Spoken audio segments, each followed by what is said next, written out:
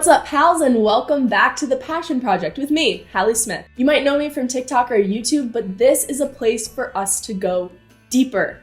To me, being a content creator is about so much more than just making videos. I created this podcast for other multi-passionate creatives like myself to come together, learn, and grow. My mission in life is to live my life with intention and inspire others to do the same. So I hope that this podcast can inspire you to start your passion project. So thank you for being here, and let's get inspired. So today's episode is all about self-awareness. I think that this is such an important topic, not only in general, but specifically when you're talking to multi-passionate people, creatives, entrepreneurs, because our attention and our interest is so easily pulled in many different directions.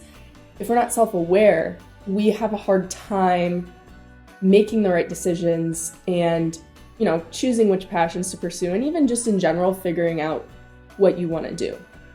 So I truly believe that self-awareness is the number one key to success and happiness.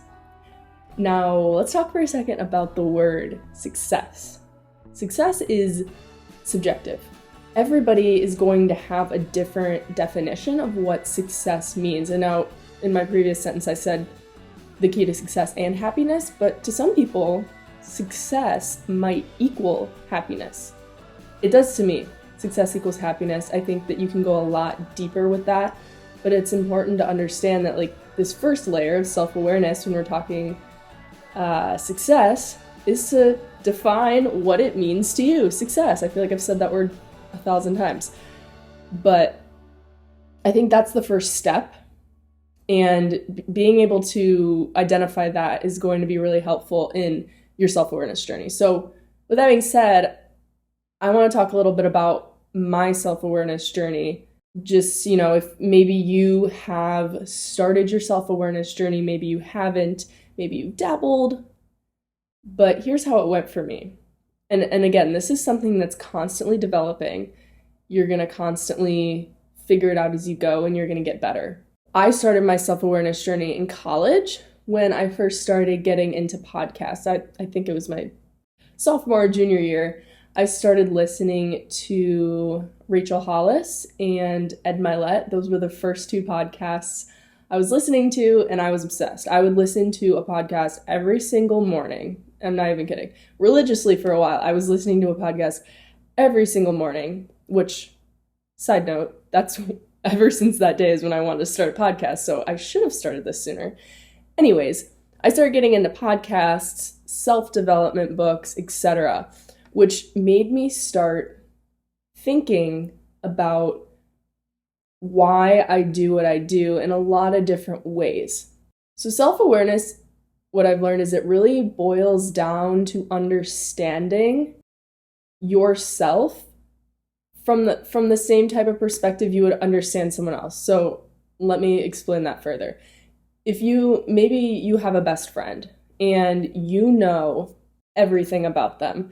You guys tell each other your deepest, darkest secrets. You know how they react when they're angry. You know how they react when they're sad. You know what they like to do when they're happy.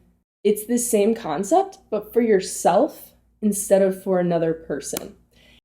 It's really hard to conceptually think about yourself as a separate being from who you are. I hope that makes sense. I feel like that might be a little confusing, but so aside from when my self-awareness journey, like I said, it got started with these podcasts, these self-development books, but I think the biggest leap in my journey of self-development and self-awareness was when I discovered mindfulness. And this is when I started meditating. I actually started meditating during quarantine. And I was trying not to lose my mind, basically. And I discovered meditating. I started doing it. At that time, I was doing it every single day. I went through a period where I didn't do it for a while, but mindfulness has really helped me to figure out who I am on a deeper level. Meditation, it helps you to stop, slow down, turn off the mental chatter and just focus in on your internal state. So along with mindfulness, I would say that was probably the biggest thing that's helped me. The second thing is spending time alone. I was someone who always hated being alone. And I think I talked about this in a previous episode, but I was terrified of living by myself because I felt like, I don't even know exactly why, but I felt like living alone would just be terrible. And I said I could never do it. But then about a year ago, I decided, you know what, I'm going to overcome this fear and I'm going to live by myself. And I did. Now, what this time alone helped me to realize is it helped me to dig deeper on how can I manage myself. So when I'm emotionally turbulent or I'm trying to navigate a tough situation, I can figure out how I act. It's the same idea, but it's you instead of another person. So you're almost stepping outside of yourself and taking a third person perspective on understanding who you are and how you might be showing up to other people and in the world in general. Now, the next thing I want to talk about is really the 4 main ways that I feel like self-awareness has helped me and for me to find success both professionally, personally. Number 1 being in relationships. This is a huge one. In both romantic relationships, relationships with family, relationships with friends. Becoming more self-aware has helped me to improve my communication because I understand how I react. How am I going to react in a certain situation? How am I going to respond when somebody, I don't know, criticizes me, disagrees with me, puts a mean comment on my social media? How am I going to react? How am I going to communicate with that person? And how am I going to handle my emotions? The second way that it has really helped me, and this plays a lot into the multi-passionate thought process, life, I don't know what you want to call it, shiny object syndrome. I know we all have it. I think everybody has shiny object syndrome to an extent, versus is this something that I should actually pursue, and is this an interest that I'm truly passionate about? So for those that don't know, shiny object syndrome is essentially when you see somebody's success, you see somebody doing something really good, or maybe you see like the end goal, the outcome of what it could be. So for example, a singer. If you see a singer performing on stage, you might look at them and be like, wow, oh my gosh, I want to do that. I want to be a singer. Whether it's impulsive or your whole life has been dedicated to wanting to become a singer, is going to be different. It's going to be a different, outcome. But shiny object syndrome is essentially, it's more impulsive. It's the alternative where you just see it one time and you're like, oh, I want to do that because it looks cool, because the end goal, the outcome looks cool. But do you actually want to do it? That's where self-awareness has really played in for me, because I do have shiny object syndrome a lot of times. I'll see the outcome of something, or I'll see someone, thriving at what they do. And I'm like, wow, they're so passionate about what they do. It just looks like so much fun. I want to do that. I think I can do that. But I'm self-aware now enough to know that I have shiny object syndrome. So I guess step 1, identify if you do have shiny object syndrome. And then from there, I like to think about, now that I understand this, I like to think about what process goes into all of that. So I'll use the singer example again. If I saw a singer perform and I was like, oh my gosh, I want to do that.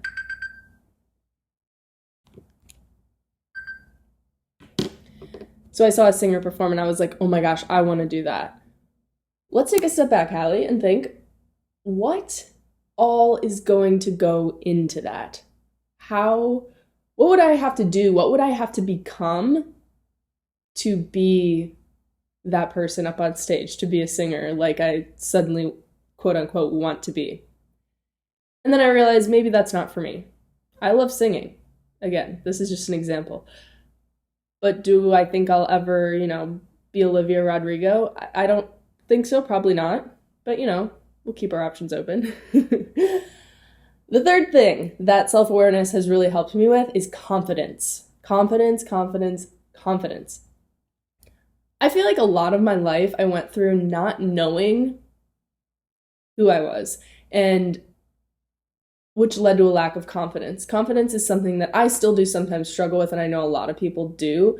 So just being fully transparent, it's something a lot of us struggle with. But the biggest thing that I realized was holding me back in terms of confidence was my internal dialogue. I bully myself. I'm not even kidding you. Like, the voice, everybody kind of has this voice in their head. Like, you're always thinking words, you're thinking thoughts. And if you take a second to realize what is that voice in your head saying, for me, it was so mean. Sometimes it was pushing me. Like, I would, I remember in high school thinking if we lost a game, I would be like, oh, I lost the game because I didn't score this one layup that I missed. I would literally think that. Like, on a daily basis, I notice that my internal dialogue, if I don't regulate it, I am very, very, very self-critical of myself. And again, I think a lot of other people probably have this issue. And so you don't realize how much of an effect it has on you. But once you do realize that it's happening and you shift that thinking to a more positive, being kind to yourself, complimenting yourself instead of telling yourself you look terrible. If you look in the mirror in the morning and say, I look terrible to yourself, that is going to affect you, whether you realize it or not, in the same way someone else telling you you look terrible is going to affect you. So the internal dialogue, confidence has also, and Ed Mylett talks about this a lot. He's one of my favorites. Doing what you say. So the way that self-awareness plays into this is not giving yourself an unrealistic amount of work. I like hustle culture to an extent, but it can go too far. And I know that I can take it too far with myself because I'm perfectionist.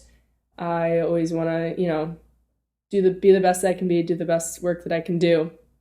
And so being able to set these put a realistic amount of things on my plate, it builds your confidence, because if I say I'm going to do 3 things tomorrow and I do them, you're going to feel like you had a successful, accomplished day. If you say you're going to do 15 things and you only get 3 of them done, you're going to think that you had a failure of a day. You didn't even get halfway done. So it's helped me to focus in. And again, this is something I'm always fine-tuning, and I'm sure you'll always be fine-tuning. Maybe you're already working on this, is finding this nice balance of being realistically ambitious. I'm super ambitious. I'm sure a lot of you listening are also very ambitious, but don't let it get so unrealistic that it's depleting your confidence. And the last thing under the umbrella of confidence is, are you an introvert or an extrovert? I think that's something you hear all the time. Are you an introvert or an extrovert? Okay, there's a lot of gray area. There's shades of gray. I heard this thing called an amnivert. I think that's the right way to pronounce it. It's a mix between the two. That's what I am. I am definitely a mix between the two. But self-awareness has helped me realize that, because I had no idea. Sometimes I would say I was an introvert, sometimes I would say I was an extrovert, but it turns out, for me, it's situational. If I'm going to a networking event, I'm going to be drained by the end. Retweet if you agree. And then you need to go charge yourself for days after, because it's just so draining. I don't know why. But with that being said, that example makes me seem like an introvert, right? But I love being around people. Like, I don't like being by myself for more than, a little bit. Like, if I'm by myself more than I'm around people, I start to feel like I'm going crazy. I don't know if it's because my mind is too active or what, but yeah. So moral of the story, introvert versus extrovert, which one are you? You're probably a shade of gray, but self-awareness will help you figure that out. And the last but not least, the fourth way that self-awareness has really helped me is with decision making. Where are my procrastinators, my people who struggle to make decisions? Where are you at? Self-awareness, I promise you, will help you with this. I know now to never make a decision when I am emotional or anxious or overwhelmed. If I do, it's going to be a terrible decision. And now that I know that, I know the times of day when I'm going to be the best at making decisions. I know that I'm going to run out of time. Like, I can only make so many good decisions in one day. So that can help you with planning out your days, planning out your weeks, navigating life in general.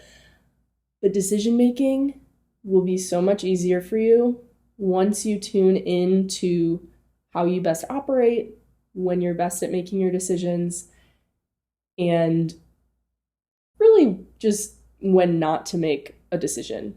Like I said, when I'm emotional, the worst time. So what did I do to get to this point where I feel like I have a certain level of self-awareness? And again, I know I am not the most self-aware person in the world, but what I did to get to where I am today, and I feel like I'm kind of just actively keeping up with this self-awareness regimen, might call it, I don't know. Number one was spending time alone. I started living alone a little over a year ago. I started living alone, and that had forced me, not only did it force me out of my comfort zone, but it forced me to get a deeper understanding of who I am. I don't know if anybody else has this. Let me know if anybody else experiences this, but I think back, and before that time of living alone, I'm like, I was never really all by myself for longer than like 24 to 48 hours. I don't know if it's just me, but in hindsight, I'm like, what was I doing? I was literally surrounding myself with people 24/7, which, good or bad, I don't know. I would say in terms of self-awareness, it wasn't good for me because I never took time alone. But I realized that taking time alone is so, so, so important. It's almost like it's nurturing a relationship. Like I said earlier, thinking of yourself from the third person, you're a person, just like your friend's a person, just like your family's a person, your parents, your brothers. And you have to nurture that relationship. Hang out with yourself. Hanging out with yourself is so important because it'll make you think of yourself in a different way, like from a different perspective and a different light. And I mean, think about another person. How do you learn to understand someone else? You hang out with them. You talk to them. And so the same goes for you. You hang out with yourself. You talk to yourself. Maybe don't do that. You could. But better alternative, journaling. Journaling is great. I don't do it super consistently, but I wish I did. I try to, but it's really good for helping cultivate self-awareness. Getting your thoughts out of your head onto paper. You can read them. You can analyze them, whatever you want to do. It's so helpful. So along with spending time alone, I mentioned journaling. The third way that I have cultivated self-awareness and actively work on it is through mindfulness, meditation. I'm not sure like which terms you have heard, but mindfulness and meditation have been a game changer, life changer, I might say. When you meditate, it again is time alone. I mean, there are group meditations, but you're taking time to look internally, look at yourself. You turn off your thoughts, essentially. And so when you turn off your thoughts and you just exist purely as who you are, you're going to elicit the truest, realist form of who you are. So that's the coolest thing that meditation has taught me, and mindfulness in general. I think it's a way of living life, mindfulness is, and you should, if you haven't heard of it, definitely look into it if you're trying to become more self-aware. I love mindfulness. I use the app Headspace. Definitely not an ad, but I'll plug them because I use it every day. Yeah, mindfulness, journaling, spending time alone. Those are 3 major ways that you can help to increase your self-awareness. Now I'm going to end today's episode by giving you guys some action steps. I think I did this in one of the previous episodes, so let me know if you like this. If it's helping you, I will definitely keep doing it. But based on what we talked about today, how to cultivate self-awareness, how to actually start taking steps to improve your self-awareness, or take more steps if you already are. Number 1 is working on your internal dialogue. Don't talk mean to yourself. Be kind to yourself. Treat yourself in your head. I'm telling you, it really makes a difference. In your head, the same way you would treat somebody, a friend, somebody you met on the street. Number 2, become aware of how you operate by taking time to reflect.